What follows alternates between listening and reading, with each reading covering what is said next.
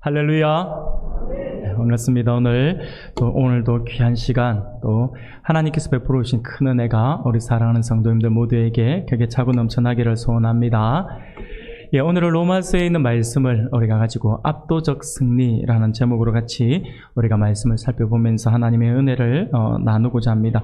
사랑하는 성도 여러분, 우리가 하루하루의 삶을 살아가다 보면 필연적으로 우리가 시험이나 환난이 우리 삶 가운데 나타나기 마련이죠. 이 땅을 살아가면서 환난이나 고난이 없이 무조건 형통하게 살아갈 것이다 라고 생각하는 사람은 아무도 없을 것입니다. 그렇습니다. 하나님의 말씀인 성경에도 우리 하나님의 자녀는 이 땅에서 전혀 고난을 당하지 않고 우리 주님이 주시는 복 가운데 잘 먹고 잘 살다가 천국에 간다라고 그렇게 말씀을 하고 있지 않습니다. 성경에도요, 우리가 이 땅에 살아갈 때에 환난이나 핍박이나 어려움들이 있다라고 성경은 우리에게 분명히 말씀합니다. 우리 주님도요, 요한복음 16장 33절 말씀을 보니까 이렇게 말씀을 해요. 이것을 너희에게 이르는 것은 너희로 내 안에서 평안을 누리게 하려 함이라. 세상에서는 너희가 환난을 당하나 담대하라. 내가 세상을 이기었노라 라고 그렇게 말씀을 하십니다. 곧 주님은 우리 믿는 성도들에게 세상에서 환난을 당하게 될 것이다 라고 하는 그 사실을 알려주셨다라고 하는 것이죠. 사랑하는 성도 여러분, 우리가 예수님을 믿는다라고 해서 환난이나 걱정, 고난 등이 우리를 피해가는 것은 아니다라고 하는 것을 우리가 분명히 기억해야 합니다. 홍수가 나면 같이 물난리를 당하게 되어 있고요, 가뭄이 오면 함께 가뭄의 피해를 당하게 된다라고 하는 사실을 우리가 잊어서는 안 됩니다. 내가 하나님 앞에 예배 잘 드리고, 내가 하나님 앞에 헌금 잘하고, 내가 하나님 앞에 수고하고 헌신해서 봉사하며 그렇게 많은 부분에 있어서 섬기며 나를 이렇게 희생하고 헌신하는 삶을 살았다라고 해서 이 땅에서 내가 이 땅에서 삶을 살아갈 때에 힘듦이나 어려움이 없을 것이다라고 하는 생각을 해서는 안 된다라고 하는 것이죠. 비가 오면 비를 같이 맞는 거예요. 홍수가 나면 역시 우리 집 또한 우리가 또 물에 잠길 수도 있고요. 많은 어려움들이 있습니다. 많은 어려움들이 있다라고 하는 것을 우리가 분명히 기억해야 합니다. 그런데 똑같이 세상 사람들이 당하는 그 고통, 자연재해 이런 것들을 모든 사람들이 다 고난 당하는 것을 우리가 똑같이 하지만 세상 사람들과는 다르게 우리에게는 이 고난 속에서도, 이 환난 속에서도 희망이 있고 기쁨이 있다라고 하는 것이죠. 세상 사람들은 그러한 것들을 가지고 당하며 절망 속에 살아갈 수 있겠지만 하나님을 믿는 사람들은요, 절망 속에 살아가지 않는다라고 하는 것이죠. 그 속에서도, 그 어려움 속에서도 우리에게 희망이 있고 기쁨이 있다라고 하는 것입니다. 왜냐하면 비록 환난과 고통을 우리가 당한다 할지라도 우리는 반드시 승리할 것이다 라고 하는 그런 약속을 우리 주님께서 이미 해주셨기 때문이다라고 하는 것이죠. 주님께서 우리에게 승리의 약속을 해주셨다라고 하는 것입니다. 그렇기 때문에 지금은 비록 힘들다 할지라도, 지금은 우리 주님이 멀리 있다고 느껴지더라도 우리는 용기를 잃어버리지 말고 주님을 향한 더욱더 큰 믿음을 우리가 가질 수 있어야 한다라고 하는 것이죠. 오늘 본문은요, 인간 구원의 가장 결정적인 근거가 되고 원동력이 되는, 그리고 확실한 보증이 되는 하나님의 사랑, 그 하나님의 사랑과 그로 인한 성도들의 궁극적인 승리에 대해서 말씀을 하고 있습니다. 이 승리에 대해서 바울이 이것을 강조를 하는데, 어떻게 보면 오늘 읽은 본문의 말씀은요, 이 성도들의 승리에 대해서 환희에 찬 바울의 아주 놀라운 찬송이라고 할 수가 있습니다. 이러한 본문에서도 바울은요, 믿는 자에게 환난은 있다라고 분명히 말씀을 하고 있다라고 하는 것이죠. 그러나 여기서 우리가 오늘 본문에서 중요하게 보아야 할 것은 우리 안에도 분명하게 환난은 있다라고 바울은 말을 하고 있으면서도 우리는 어떤 어려움이 닥쳐도 37절 하반절에 보니까 넉넉히 이기게 된다라고 이렇게 말씀을 하고 있다라고 하는 것이죠. 바로 넉넉히 이기게 될 것이다 라고 하는 이 말씀을 우리가 기억하고 이 말씀을 눈여겨보아야 한다라고 하는 것입니다. 이 말씀은요, 36절, 앞서 36절에서 기록된 바 우리가 종일 주를 위하여 죽임을 당하게 되며 도살당할 양같이 여김을 받았나이다 함과 같으니라 라고 말씀을 하고 있죠. 이 말씀과 같이 성도가 극심한 환난 가운데 던져져 있다 하더라도 우리에게 힘 주시는 이로 말미암아 세상에서 모든 종류의 고난과 괴로움을 능히 이기게 된다라고 하는 참으로 놀라운 선포의 말씀이 바로 넉넉히 이기느니라 라고 하는 이 말씀 안에 포함되어 있다고 하는 것입니다. 사랑하는 여러분, 그러면 넉넉히 이기느니라 라고 하는 말씀을 우리가 조금 더 구체적으로 한번 살펴보면요, 이 넉넉히 이기느니라 라고 번역이 된 이 원어, 헬라어 원어를 보면요, 히페로니코멘이라고 하는 단어예요. 이 히페로니코멘이라고 하는 단어인데, 이 단어는요, 합성어예요. 합성어. 두 단어가 합쳐졌는데 무엇 때문에라고 하는 뜻을 가지고 있는 전치사 히페르와 그리고 이기다, 승리자가 되다라고 하는 뜻을 가지고 있는 니카오라고 하는 단어가 합해진 거예요. 합해져서 히페로니코멘이라고 하는 단어가 되었는데, 이 단어의 뜻은요, 한마디로 이야기하면 그 뜻을 하나씩 풀어서 해석을 해보면요, 가장 영광스러운 승리를 거둔다라고 하는 의미예요. 또는요, 승리 이상의 승리를 하다라고 하는 이야기입니다. 승리 이상의 승리를 한다. 쉽게 말하면 바로 우리가 압도적으로 승리하게 될 것이다 라고 이야기를 하고 있는 것입니다. 바로 넉넉히 이긴다라고 하는 것은 우리가 압도적 승리를 하게 될 것이다 라고 이렇게 말씀을 하고 있는 단어가 바로 이 단어입니다. 우리를 사랑하시는 그리스도로 말미암아 거두게 되는 완전한 승리의 표현이라고 할 수가 있겠죠. 사랑하는 여러분, 이게 압도적 승리라고 하는 것은요, 뭐 비슷비슷하게 아슬아슬하게 이기는 의미를 이야기하진 않죠. 충분히 이기고도 남는다라고 하는 말씀을 하고 있는 것입니다. 스포츠 경기를 우리가 예를 들어서 한번 설명을 해본다면요, 만약에 축구 경기를 한다라고 하면요, 이 압도적 승리다라고 하는 것은요, 최소 5대0에서 10대0 이상의 그냥 게임을 하나만 할 정도로 그냥 어른이 아이들 데리고 노는 어떤 그러한 경기, 그러한 축구 경기를 하고 있다라고 보면 되는 거죠. 그것이 바로 압도적 승리입니다. 야구도 마찬가지예요. 야구는 프로야구에는 콜드게임이라고 하는 게 없지만 아마추어 야구에는 콜드게임이 있습니다. 이것은요, 5회나 7회가 되었을 때, 그 넘기기 전에 뭐 10점 이상의 점수 차이가 나면 콜드게임을 이렇게 선언을 하게 되어 있습니다, 심판이.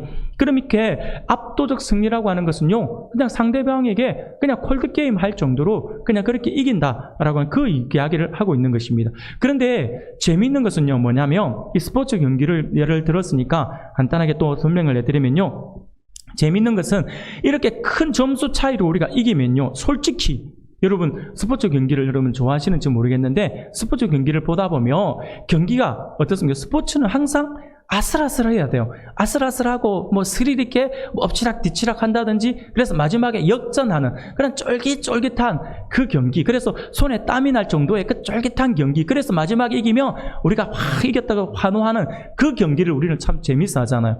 압도적으로 이기는 경기 별로 재미없어요. 별로 재미없어 한다니까요.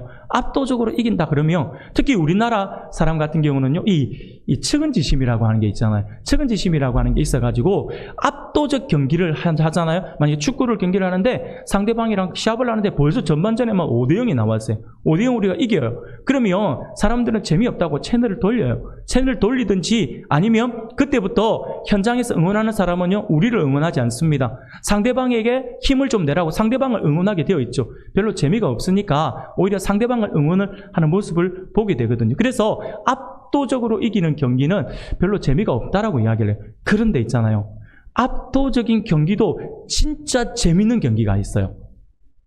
그게 뭐냐면, 상대방이 예를 들어서 상대방이 우리의 어떤 원수처럼 여긴다든지 늘 항상 잘난 척 하잖아요. 그래서 너무 얄미워요. 얄미운 그 팀이랑 시합을 하면요, 압도적으로 이기는 경기, 그 경기는요 더 재밌어요. 속이 뻥 뚫린다라고 이야기하죠. 우리 대한민국을 예로 들어서 이야기한다면, 우리가 바로 예를 들면 그거죠. 가위바위보도 이겨야 되는 존재가 있죠. 나라가 있잖아요. 가위바위보를 해도 무조건 우리는 이겨야 되는 상대가 있잖아요. 바로 일본이죠. 일본만큼은 우리가 무조건 이겨야 된다라고 생각을 하죠. 근데 일본과의 시합에서 우리가 비슷하게 이겨도 물론 뭐 비슷하게 이기는 경기니까 게임은 재밌겠지만 근데 그보다 더 속이 뚫려지는 뻥 뚫어지는 그러한 경기는요 압도적 경기예요. 시합을 하자마자 그냥 압도적으로 우리가 데리고 노는 것 같은. 그러면요 이 일본과의 그 응어리가 굉장히 깊은 사람들은요 그 경기를 보면 10년 먹은 채증이 내려가는 것 같다, 속이 시원하다라고 이야기하잖아요. 사랑하는 여러분, 바로 그거예요. 압도적인 경기가 재미없는 것 같아도 우리의 원수 같은 존재들과 함께 시합을 할 때는요 압도적인 경기는 굉장히 재미가 있어요. 그리고 스포츠 경기에서는 있잖아요, 압도적인 경기가 매우 중요합니다. 재미없는 것 같아 보여도 이것이 매우 중요해요. 왜 중요하냐면요, 압도적인 시합을 하잖아요. 그래서 압도적으로 이기잖아요. 그 경기는요 그 한 경기에만 끝나는 게 아니에요. 그 다음 경기에도 반드시 영향이 있기 때문입니다. 쉽게 예를 들면 비슷하게 게임을 해서 이기잖아요. 그래서 상대방이 우리 이겨서 우리는 좋겠지만 상대방이 비슷하게 해가 졌어요.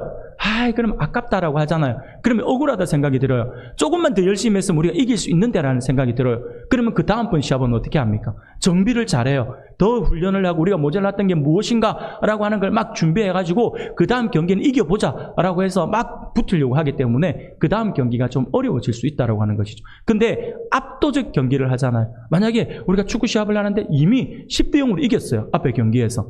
그러면 상대방은요, 진팀, 이기는 팀은 기분은 뭐 좋잖아요. 근데 진팀은 어떤 마음을 가지냐면 넘사벽이라고 하죠. 넘사벽을 느끼게 되어 있어요.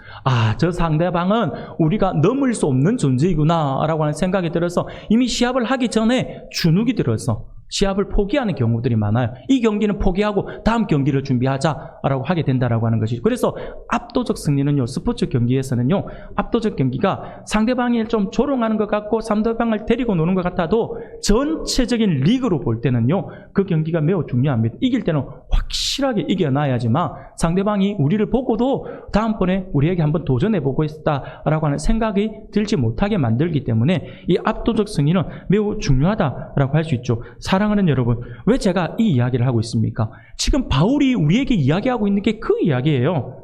바울이 우리에게 이야기하고 있는 것이 바로 사탄을 비롯한 악한 영들과의 싸움에서 우리는 넉넉히 이긴다라고 했잖아요. 우리가 압도적으로 이기게 된다라고 이야기하잖아요. 그래서 그러면 우리가 쉽게 말하면 그렇게 이기고 나면 이긴 우리들은요, 물론 하나님의 능력이지만 우리의 마음에는요 상대방을 보면서 한 주먹도 안 되는 것들이 이런 생각을 가지기 때문에 더 큰 용기와 그 자신감을 가지게 되지만 상대방은요 우리를 보면서 역시 하나님의 사람들은 내가 건들 수 없구나 라고 하는 그 주눅이 들게끔 만든다라고 하는 것이죠. 그래서 압도적인 승리는요 매우 중요합니다. 이것이 지금 바울이 우리에게 이야기하고 있는 것이죠. 사랑하는 여러분, 그렇다면 바울은 무슨 근거로 우리가 압도적 승리, 이 넉넉하게 이기게 된다라고 이야기하고 있는 것일까요? 나는 내 능력으로는 사탄 마귀와 싸워서 이길 수 있는 능력이 없는 것 같은데, 그런데 바울은요 우리가 분명히 넉넉하게 이길 것이다, 압도적으로 승리하게 될 것이다 라고 이야기를 하고 있다라고 하는 것이죠. 그 이유가 무엇일까요? 오늘 본문이 그것을 우리에게 가르쳐주고 있습니다. 오늘 본문의 말씀은요 그 이유를 우리에게 아주 상세하게 가르쳐주고 있습니다. 그러므로 오늘 이 시간에는요 오늘 본문의 말씀을 통하여서 우리가 이 땅에서의 고난과 어려움 속에서도 넉넉히 이기게 되는 그 이유를 우리가 함께 살펴보면서 하나님의 은혜를 나누고자 합니다. 사랑하는 성도 여러분, 우리가 어떻게 넉넉히 압도적인 승리, 이 악한 영들과의 싸움에서 압도적 승리가 가능하다라고 하는 것일까요? 그 이유를 바울은요 4가지 정도로 우리에게 이야기해주고 있는데, 첫 번째로 뭐라고 이야기하냐니까 하나님이 우리를 위하시기 때문에 넉넉하게 이기게 된다라고 하는 것이죠. 31절 말씀 우리가 같이 한번 읽어볼까요? 31절 같이 읽겠습니다. 시작. 그런즉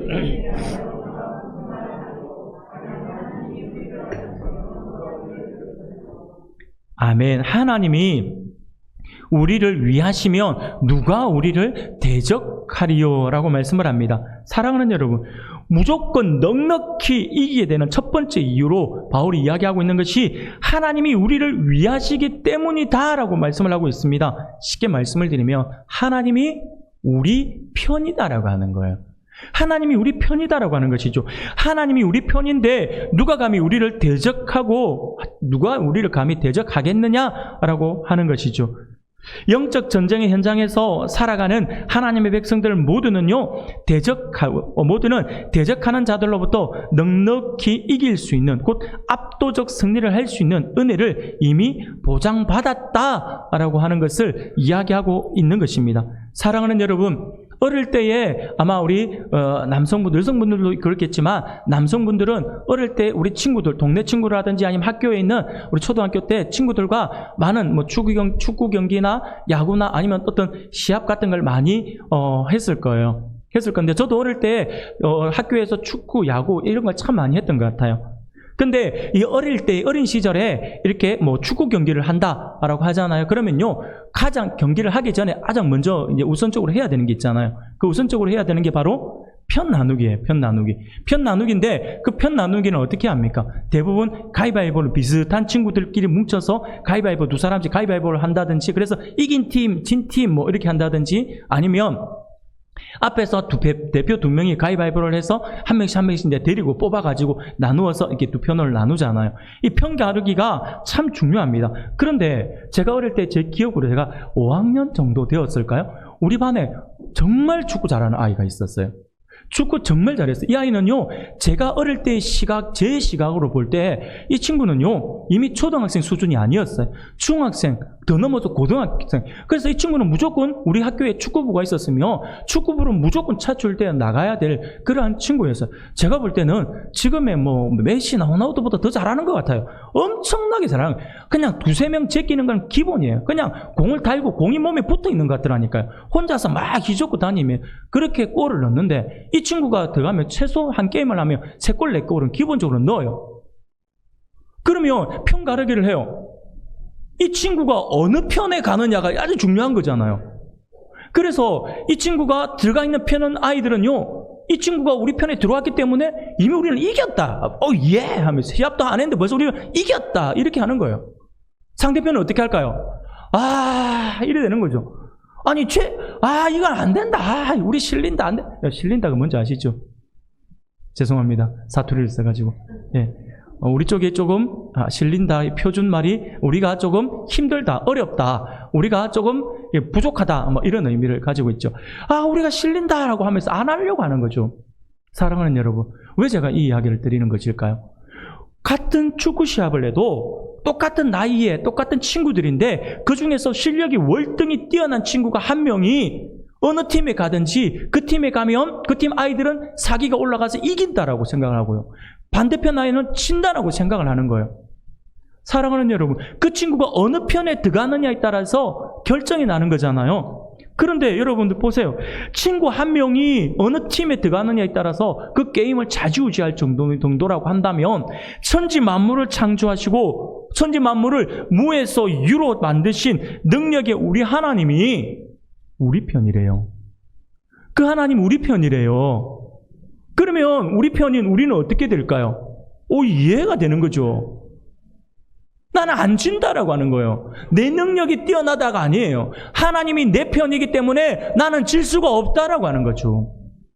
친구 한 명이 와도 우리가 그렇게 강한 자신감을 가지는데 전지전능하신 하나님이 우리 편인데 뭐가 두렵겠냐라고 하는 거죠.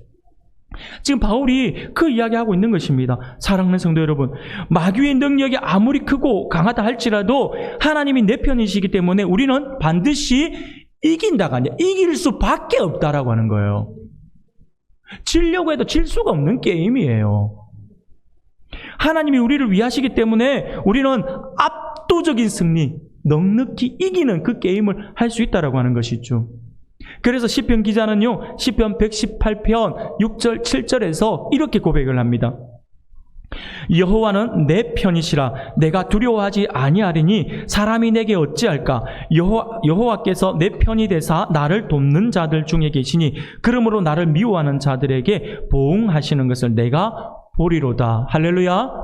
아멘. 지금 이 시인이 고백하는 거예요. 하나님이 내 편이기 때문에 내가 두려워하지 않는다라고 하는 거죠. 어떤 누구도 나를 괴롭힐 수 없다라고 하는 것이고 나를 이길 수는 없다라고 하는 거예요. 이유는 딱 하나예요. 내 능력이 뛰어나다가 아니라 하나님이 내 편이시기 때문에 다라고 이렇게 이야기를 하고 있다라고 하는 것이죠.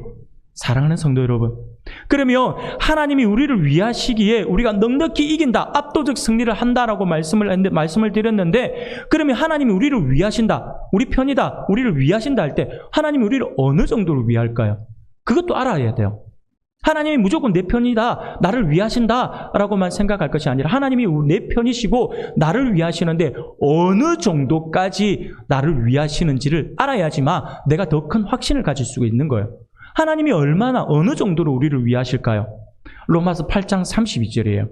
하나님이 우리를 어떻게 위하시는지 우리에게 말씀을 합니다. 자, 32절 같이 한번 읽어볼까요? 시작. 자기 아들을 아끼지 아니하시고 우리 모든 사람을 위하여 내주신 이가 어찌 그 아들과 함께 모든 것을 우리에게 주시지 아니하겠느냐.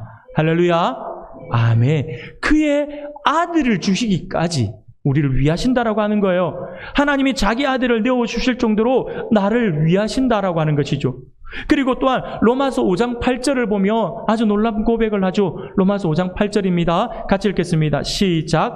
우리가 아직 죄인 되었을 때에 그리스도께서 우리를 위하여 죽으심으로 하나님께서 우리에 대한 자기의 사랑을 확증하셨느니라. 할렐루야. 아멘. 하나님께서 우리를 위하시는데 어느 정도로 위하십니까? 죽기까지. 아들을 내어주고 그가 죽기까지 우리를 위하신다라고 하는 거예요. 하나님은요, 자기 아들을 내어주시기까지 하셨고 그를 죽음에까지 내어주실 정도로 우리를 사랑하시고 우리를 위하신다라고 하는 거예요. 그러니 우리가 그 하나님이 우리를 위하신다라고 하는 사랑, 그것이 얼마나 큰지를 우리가 깨달아야 한다라고 하는 것이죠. 사랑하는 성도 여러분, 부모에게 있어 자녀는요, 그 어떤 것과 비교할 수 없는 존재이죠. 그 무엇과도 대체할 수 없는 존재예요. 부모님에게 있어서 자녀는요, 목숨 이상의 존재라고 할 수 있어요. 그래서 많은 부모들은요, 자녀가 아파서 큰 어떤 죽음의 위기에 몰려 있을 때 그 부모들이 하는 기도에 대부분의 기도는요, 어떤 기도냐면 하나님 앞에 이렇게 기도하죠. 하나님, 우리 아이 살려주시고 저를 데려가 주세요. 내 목숨보다 아깝다라고 하는 거죠. 우리 아이가 더 소중하다라고 하는 거예요. 자녀들이 제가 목숨으로 말씀을 드렸지만 아파서 밤새 잠을 못 자고 칭얼거리고 밤새 울고 있는 아이를 보면요, 엄마는요, 내가 대신 아팠으면 좋겠다. 하나님, 제가 대신 아플 테니까 이 아이 아프지 않게 해주세요 라고 기도하는 게 엄마의 마음이에요. 엄마의 사랑입니다. 제가 엄마의 사랑이라고 하면 아빠는요 라고 할 수 있잖아요. 솔직히 죄송합니다. 아빠는 잠 잘 자요.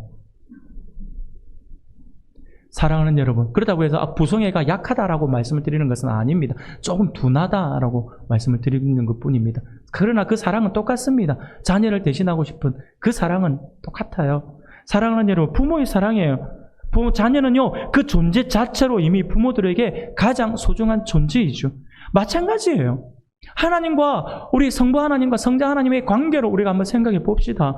성자 예수님은 성부 하나님에게 있어서 가장 소중한 존재이지 않겠습니까? 두말할 나위가 없어요.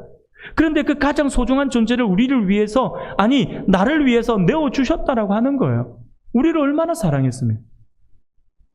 이처럼 가장 소중한 것을 우리를 위해서 주실 정도라고 한다면 얼마나 우리를 사랑하시는 것인지를 우리가 알아야 한다라고 하는 것이죠. 이 놀라운 하나님의 사랑을 우리가 어떻게 표현할 수 있을까요? 저는요, 항상 말씀을 준비하다 보면 이 하나님의 사랑을 생각하다 보면요, 내 입술이 참 아둔하다라는 생각을 많이 듭니다. 왜 그러냐면요, 말로 어떻게 표현할 수가 없어요.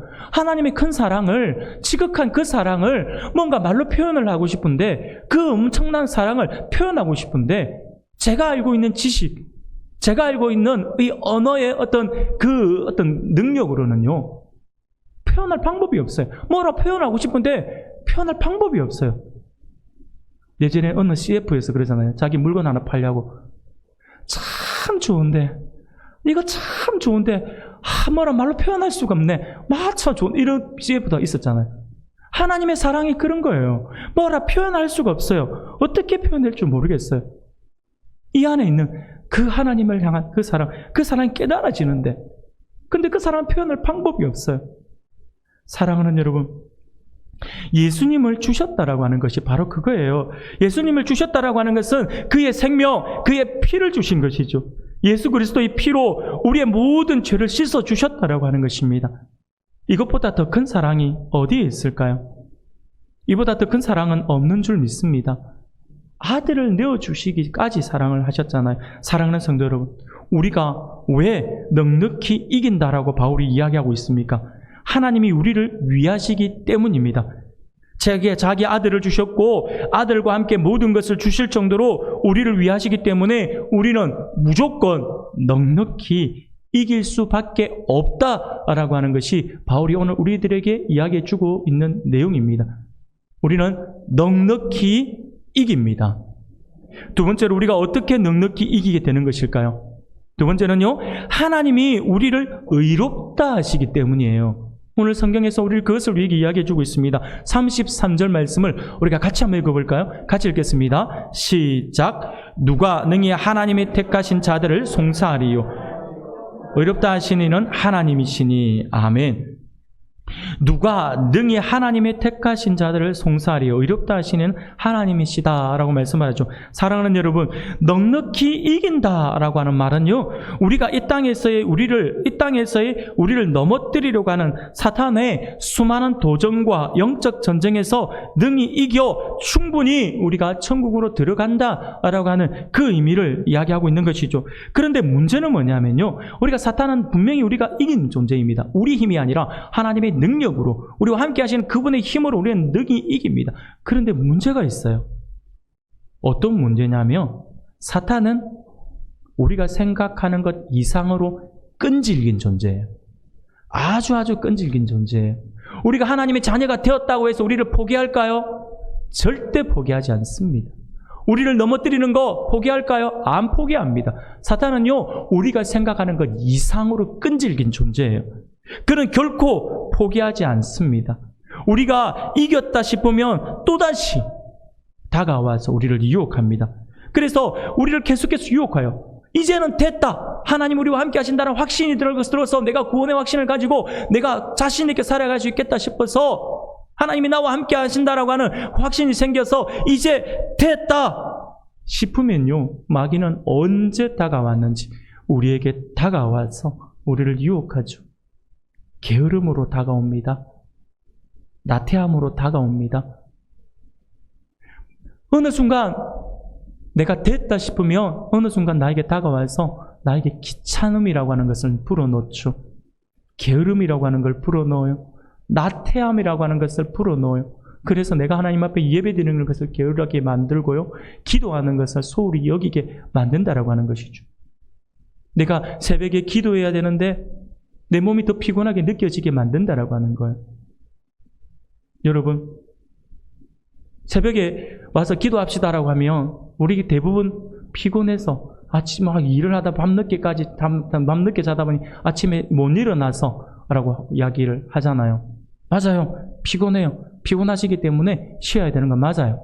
그러면 여러분, 대한민국 한국 교회에 있는 모든 성도들, 모든 목회자, 모든 성도들에게 한번 물어보십시오. 피곤하지 않는 사람이 있는지, 안 피곤해서 새벽에도 오는 사람이 있는지 한번 물어보십시오. 없어요. 누가 안 피곤합니까? 다 피곤해요. 바쁠 때는 저도 기억이 납니다. 제가 한참 바쁘게 막 사역을 하면서 할 때, 지금 우리 교회도 막 그렇겠지만 사역할 때는요, 저는 그 소망이 있었어요. 한참 바쁠 때 소망이 있는데, 어떤 소망이 있었냐면 하루 한 5시간만 잡았으면 좋겠다 라는 소망을 한번 가져봤어요. 대부분 3시간, 4시간 자는 거였어요. 5시간 자면 좋겠다. 예전에 제가 중국 선교를 따라갔어요. 중국 선교를 따라가는데 일이 너무 많아서 중국 선교 따라가는 걸 포기할까라는 생각을 들었는데 그래도 제가 리더니까 안 갈 수는 없잖아요. 따라갔어요. 근데 중국이 워낙에 큰 나라잖아요. 근데 제가 중국 가가 무엇을 감사한 줄 아세요? 정말 힘들게 피곤해가지고 막 입술이 부르트질 그때 제가 따라갔는데 중국 대륙이 크다라고 하는 것 때문에 제가 감사한 적이 있어요. 왜냐하면 차로 이동을 해야 되는 거예요. 이곳에서 저곳까지 이동하는데 우리나라는요, 길어봤자 부산에서 서울 그래봤자 4시간, 5시간이잖아요. 중국은요, 가까운 거리가 8시간이에요. 여러분, 제가 왜 감사한 줄 아시겠습니까? 8시간 이동할 때 8시간 내가 잠을 잘 수 있는 시간을 보장해 주더라니까요. 설마 8시간 동안 차 안에서 뭐 기도회를 하겠습니까? 예, 중간에 기도회는 했습니다만, 예, 8시간 동안 자는 것을 제가 그때 제가 차 안에서 8시간을 내가 이런 여유를 가지는구나 하면서 감사했던 기억이 나요. 사랑하는 여러분, 안 피곤한 사람이 어디 있냐고요. 다 피곤해요. 그럼에도 불구하고 이것이 중요하고 이것을 해야 되고 하나님과 만나야 되기 때문에 나의 잠을 더 줄이고 나의 게으름, 옆에서 마귀가 다가와 속삭이는 그거 물리치고 우리가 나오는 거잖아요. 사랑하는 여러분, 사탄은요 끊임없이 우리에게 도전합니다. 우리를 넘어뜨리려고 해요. 끝나지 않습니다. 여기서 끝나는 게 아니에요. 사탄은요 우리가 이 땅에서 우리를 유혹하는 것으로 끝나지 않습니다. 사탄은 정말 질겨요. 사탄은요 우리가 이 땅에서의 싸움에서 승리하고 마지막 날 하나님 앞에 서게 되잖아요. 하나님 앞에 섰을 때에 이제 모든 것이 끝났다 싶잖아요. 모든 것이 끝났다 싶어도 사탄은 그 옆에서 또 우리를 정죄해요. 하나님 앞에까지 따라와서 우리를 정죄한다니까요. 사탄은요 우리가 죽은 후에 하나님 앞에 우리가 섰을 때에 그 옆에서 우리를 고소합니다. 우리를 정죄해요. 저 사람은 죄를 많이 지었고 하나님의 말씀에 온전히 순종하지 않았기 때문에 하나님의 벌을 받는 것이 마땅합니다 라고 정죄를 해요. 그러면요 여러분, 사탄이 옆에 와서 막 그렇게 정죄하면요 우리는 아닙니다 라고 우리가 반박을 할 수 있을까요? 반박을 못해요. 우리는요 사탄이 그렇게 정죄하는 말에 아무 항변도 하지 못하고, 제가 생각할 때 아마 저는 그 옆에서 눈물만 뚝뚝 흘릴 것 같아요. 왜냐하면 사탄이 말하는 게 틀리는 것이 하나도 없어요. 내가 그렇게 살았으니까. 제가 게으르다, 걔가 피곤하다는 핑계로 기도 안 했어요. 제가 그냥 나 뜨겁다라고 하는 이유 때문에 옆에 있는 사람 죽어가는데도 전도 안 했어요. 하나님의 말씀을 뻔히 알고 있으면서도 하나님 말씀을 안 지켰어요 라고 하나님 앞에서 계속해서 정죄해 나갈 때 가만히 생각해 보니까 내가 정말 그런 것 같거든요.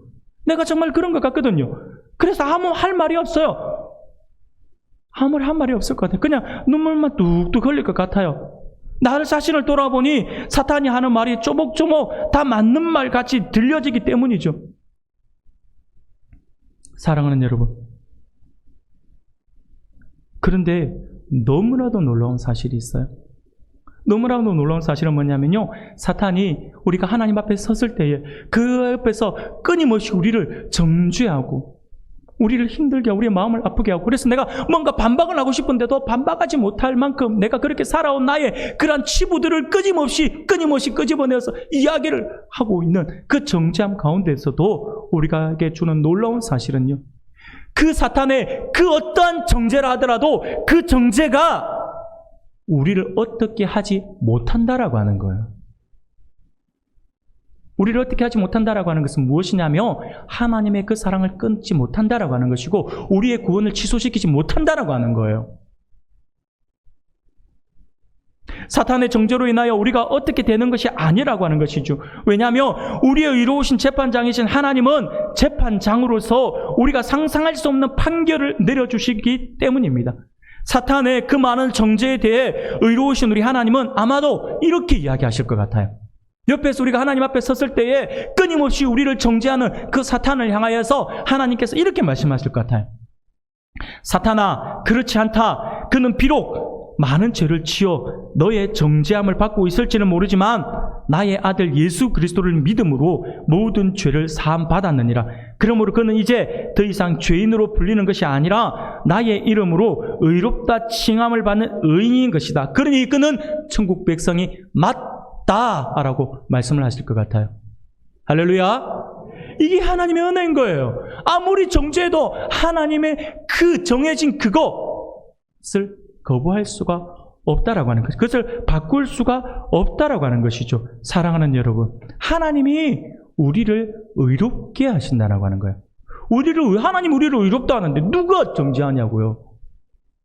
하나님이 우리를 의롭다라고 하는 그 순간 마귀가 우리 옆에서 아무리 우리를 정죄해 보세요. 그 정죄는 누구를 향한 정죄가 되냐면 우리를 향한 정죄가 아니라 하나님을 향한 정죄가 되기 때문이에요. 하나님이 의롭다 하신 거를 내가 정죄하는 거예요. 그럼 그 말은 무슨 말이에요? 하나님 당신이 틀린 겁니다라고 이야기하게 되는 거잖아요. 그러니 하나님을 정죄하게 되는 것이죠. 사랑하는 여러분, 이러한 정죄함에 대해서 바울의 이 고백은요, 오늘 본문의 이 고백은요, 바울이 그의 경험에서 나온 거예요. 그냥 상상 속에서 머릿속에 있는 내용을 가지고 기록한 것이 아니에요. 그의 경험에서 나온 거예요. 바울은요, 이런 정죄를 수없이 많이 경험한 사람이었어요. 그가 바리새파 유대교에 몰두해 있을 때는요, 사탄은 끊임없이 이 마귀는요, 사탄은 이 바울 옆에서 속삭였을 겁니다. 율법을 통해서 그를 정죄했을 겁니다. 왜 더하지 못했어? 왜 더하지 못했어? 라고 하면서요, 너는 위선자다. 너는 율법을 진실하게 지키지 못하고 겉으로만 지키는 자다. 라고 하면서 정죄를 했을 겁니다. 그리고 사탄은요, 바울이 그리스도를 영접한 후에도 끊임없이 정죄를 했겠죠. 네가 그리스도를 믿고 하나님의 자녀가 되었느냐? 그런데 왜 하라고 하는 선을 행하지 않고 하지 말라고 하는 악을 행하느냐? 너는 가짜 그리스도인이야. 또한 네가 그리스도를 얼마나 핍박했어. 너로 인하여 고통받은 수많은 사람들이 부끄럽지도 않느냐. 아직도 너로 인하여 돌에 맞아 죽은 스데반의 피냄새가 나는 것 같아 라고 하면서 얼마나 바울을 힘들게 했을까요? 네가 사도라고? 아이고야 라고 하면서 얼마나 큰 정죄를 했겠습니까? 아마 이런 정죄는요, 바울의 평생을 따라다녔을 겁니다. 이런 수많은 정죄 때문에 바울은 너무 힘들었을 거예요. 그런데 그 정죄함 가운데에서 바울이 뭐라고 고백을 합니까? 이 정죄가 얼마나 많았으며, 그래서 그의 마음이 얼마나 힘들었으면 바울은 이렇게 고백을 해요. 로마서 7장 24절에서 오호라, 나는 공고한 사람이로다. 이 사망의 몸에서 누가 나를 건져내랴. 바울의 엄청난 내적 갈등을 고백하고 있는 그런 말씀이죠. 사랑하는 여러분, 그런데 바울은 이제 성령의 은혜로 복음의 비밀을 알게 되었어요. 그리스도 예수를 믿는 사람은 하나님이 그리스도처럼 의롭다고 선포하시고, 그리스도를 믿는 성도에게는 결코 정죄함이 없다라고 하는 그 진리를 알게 된 것이죠. 그래서 그는 더 이상 이런 정죄에 힘겨워하는 것이 아니라 나를 위해 오시고 나를 위해 죽으신 예수 그리스도의 보혈의 공로로 내가 어렵게 된 사실을 믿고 고백하는 것이죠. 누가 우리를 송사하리요? 누가 우리를 정죄하리요? 결코 정죄함이 없다라고 단호히 외치고 있는 것이죠. 사랑하는 성도 여러분, 그렇습니다. 하나님께서 우리를 의롭다라고 해주시죠. 하나님께서 나를 의롭다 하시는데 누가 우리를 송사하겠습니까? 누가 우리를 정죄하겠습니까? 아무도 나를 송사할 수도 정죄할 수도 없습니다. 그러므로 우리가 넉넉히 그리고 압도적으로 이기게 될 것이다 라고, 이기게 된다 라고 바울이 이야기하고 있는 것입니다.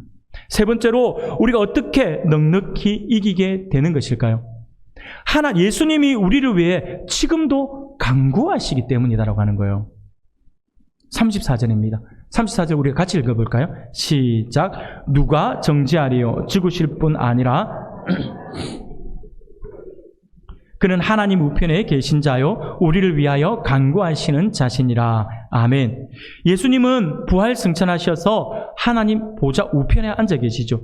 예수님은 그곳에서 지상에서 살아가는 자기 양떼들을 위해서 친히 하나님 앞에 간구하십니다. 이미 모든 사망의 권세를 깨뜨리신 예수님, 모든 것을 이기신 우리 예수님이 우리를 위해서 친히 간구하신다라고 성경은 말씀합니다. 이것이 바로 우리가 넉넉히 이기게 되는, 압도적으로 이기게 되는 그 이유다라고 하는 것이죠. 사도 요한은요, 이것을 조금 더 구체적으로 언급을 합니다. 요한 1서 2장 1절에 보니까 이렇게 말씀을 해요. 나의 자녀들아, 내가 이것을 너희에게 쓰면 너희로 죄를 범하지 않게 하려 함이라.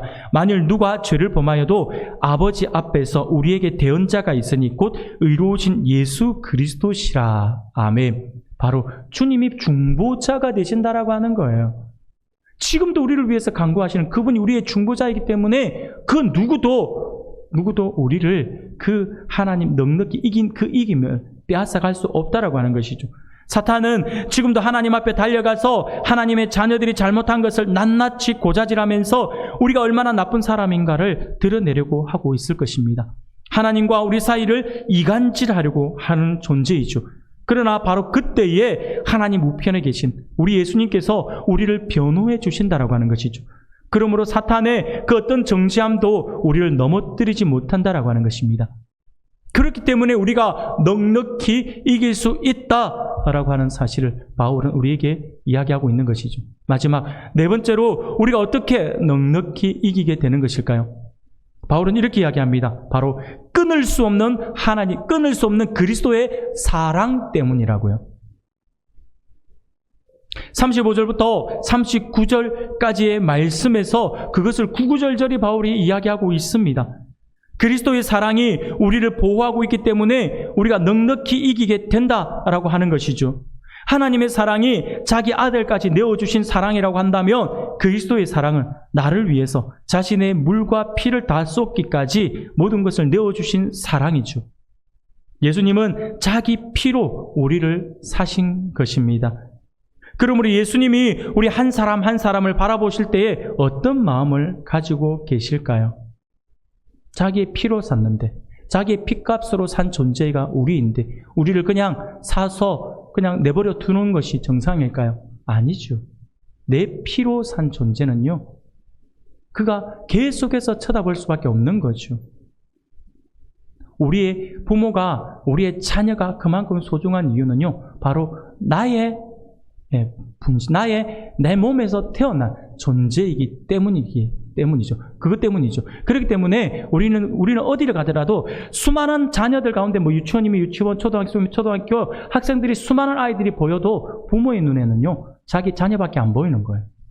계속해서 그 아이만 쳐다보고 있어요. 처음에 아마 유치원 보내놓고 나면 부모님이 유치원 뒤에서 아마 보고 계신 부모도 많을 거예요. 아이 잘하고 있는지. 다른 애들 아무도 안 보여. 그냥 내 아이만 보인다니까요. 내 아이만. 사랑하는 여러분, 우리 주님이 우리를 자신의 피값으로 샀잖아요. 그러니 당연히 얼마나 우리를 소중하게 여겨주실까요? 그의 지극한 사랑이 어떨지를 우리가 알 수 있는 부분이죠. 아마 우리 주님은요, 우리 하나님은 우리에게서 눈을 떼지 못하실 것입니다. 성경은 그리스도의 사랑에서 우리를 끊을 수 없다라고 오늘 본문에서 우리에게 단호히 말씀을 하고 있죠. 사랑하는 여러분, 사탄은요, 그런 존재예요. 사탄은 안 되는 줄 알면서도 미련을 버리지 못하고 그리스도의 사랑에서 우리를 끊어지게 하려고 자기가 할 수 있는 온갖 수단을 다 동원하고 있어요. 이미 우리는 그리스도의 참 사랑에서 끊을 수 없는 존재이거든요. 그럼에도 불구하고 사탄은요, 안 되는 줄 알면서도 알아요. 그러면서도 혹시나 싶어서 끊임없이 우리를 유혹하죠. 문득 말씀을 준비하다가 그런 생각이 들었습니다. 나중에 우리가 하나님 앞에 갔을 때에 사탄이 우리를 하나님 앞에서도 정죄할 것이다라고 했잖아요. 정죄할 것인데 저는 문득 그 생각이 들어요. 우리를 끊을 수 없다라고 하는 걸 알면서도 지금 일하고 있잖아요. 그러면 제가 놀리고 싶어요. 사탄을 옆에서 보면서 아마 이렇게 놀리고 싶어요. 안 되는 줄 알면서 왜 그랬을까? 안 되는 줄 알면서 왜 그래? 저는요, 이 노래가 개그맨들이 그냥 웃자고 이렇게 만들어낸 노래인 줄 알았어요. 근데 이 노래가 진짜 있대요. 이게 70년대 후반인지 80년대인지 이게 나온 노래더라고요. 저는 깜짝 놀랐어요. 그 노래 가사말을 제가 3절까지 있던데 1절만 제가 잠깐 소개하면 재미있어요. 근데 우리 학생들이 굉장히 이 가사 별로 안 좋아할 것 같은데 뭐라고 이야기하냐면 이 1절 가사 이렇게 이야기하더라고요. 도서관에 간다고 공원길에서 살금살금 데이트만 하고 와서는 밀린 숙제 못하고 끙끙대더니 그만 사르르 잠이 들었네. 안 되는 줄 알면서 왜 그랬을까? 안 되는 줄 알면서 왜 그랬을까? 이제는 후회해도 어쩔 수 없어요. 이게 노래예요, 노래. 이게 당시 유행가 노래더라고요.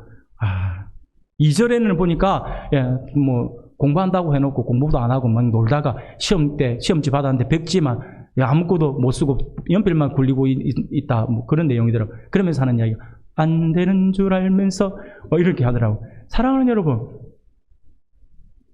저는 우리 성도님들이 저하고 같이 노래 불렀으면 좋겠어요. 지금 말고요. 하나님 앞에 갔을 때 옆에서 마귀가 자꾸 우리를 정죄할 때 옆에서 안 되는 줄 알면서 왜 그랬을까 하면서 그러지 말아요. 해봤자 소용없다는 거예요. 왜요? 왜 그래봤자 소용없다는 거예요? 하나님의 지극한 사랑에서 우리를 끊을 수 없다라고 하는 거죠.